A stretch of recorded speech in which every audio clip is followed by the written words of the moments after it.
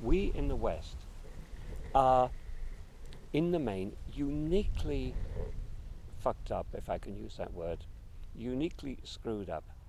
The Western world is like a giant experiment in singularity, in living alone, in small families. Whatever next, I don't know how we can get any more solo. You go back to the old cultures and it was multi-generational families, it was large groups, and of course it's still like that if you go to indigenous cultures. And they view us as crazy because so many of us live alone.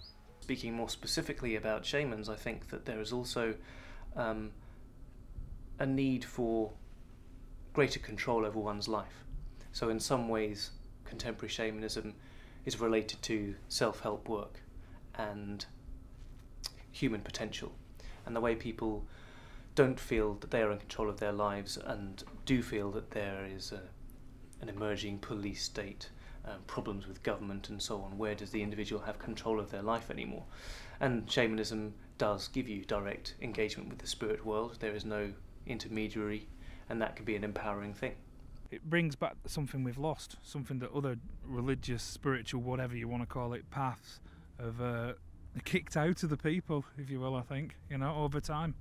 It brings back that sort of sense of self, and that you can be on your spiritual path, that it's your path and not somebody else's, not what someone else is telling you should do. And also it's something you live.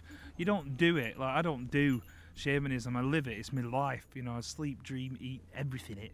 That's what you do you know what I mean? And when you get that sort of, it gives you something new to your life. You live a magical life, that's what I think anyway. Life's magic. It's not just boring same old things again. It's raining, you know what I mean? Look, different feel takes you to a different place. I have a real sense that I'm made of energy, and that everything's made of energy. And I don't feel like I'm colourblind, living in a colourful world anymore, or I just feel like this whole world around me is happening. The energy is working anyway. Other beings are there anyway. And for the first time, I can actually open a dialogue with them. I can have a relationship. And it does. It realigns you, I think. Because somewhere along the line, with sort of ancestors, if you imagine people growing and learning with the land, with each other, the cultures, and you're going along and this big thing comes in the middle like wham, and pushes everything out. When you get back into your own cultural shamanic traditions or spiritual traditions, it starts realigning everything in again, and you get a more sense of the self, more sense of the land and the ancestors and your life as a whole,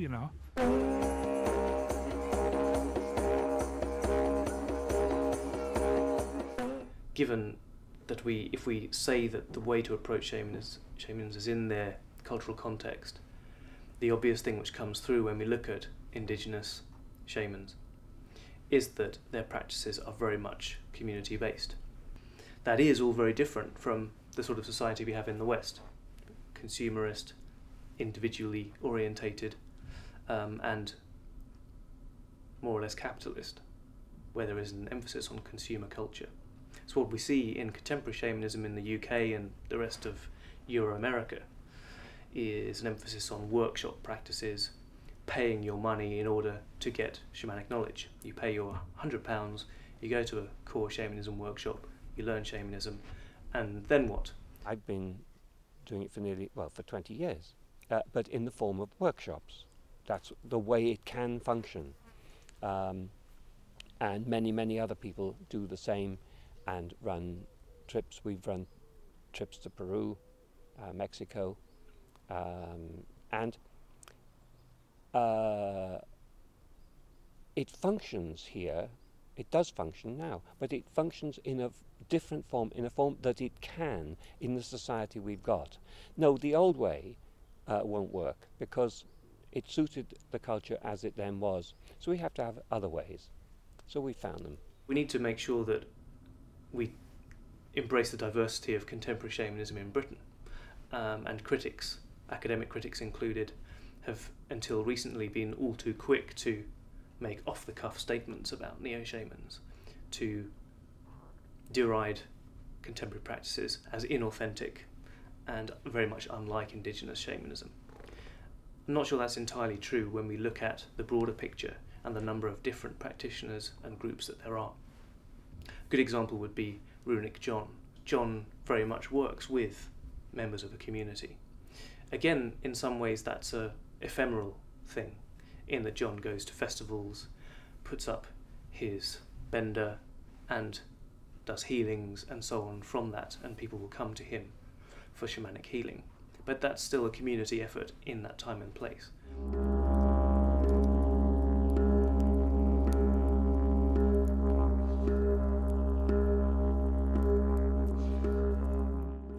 Coming from Cusco, from Peru, I am a shaman, going to make one ritual, antique ritual, ancestral ritual, que es an antique therapy for learn que it's possible to change the famous karma, the famous destiny is possible to change. It's possible to change the destiny that people wanted. Everybody have the same potential.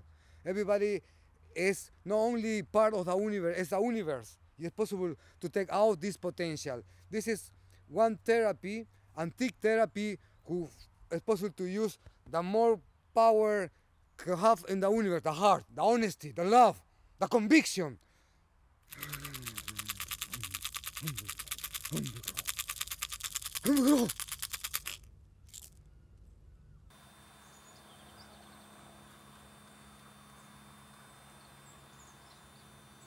I'm going to read a fire, okay?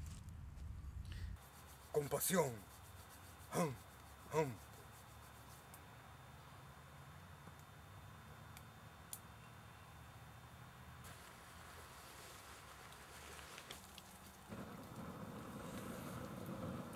I need to see something more.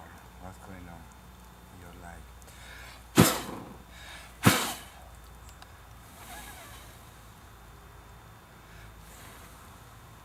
Fly with me to the big universe, porque you are part of the universe. You are the universe.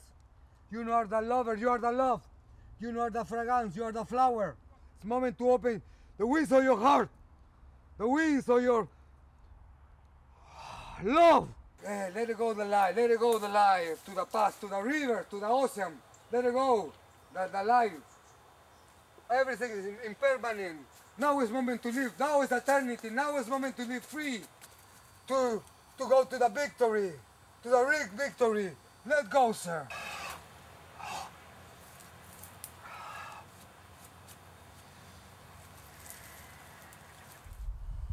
How you feel?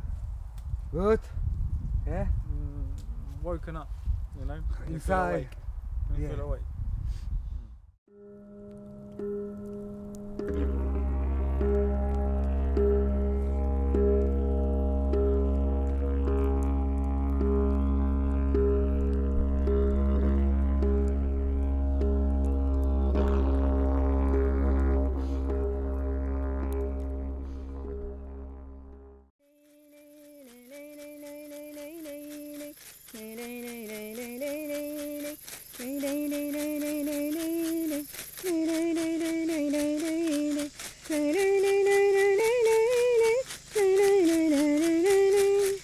Verde, verde la montaña.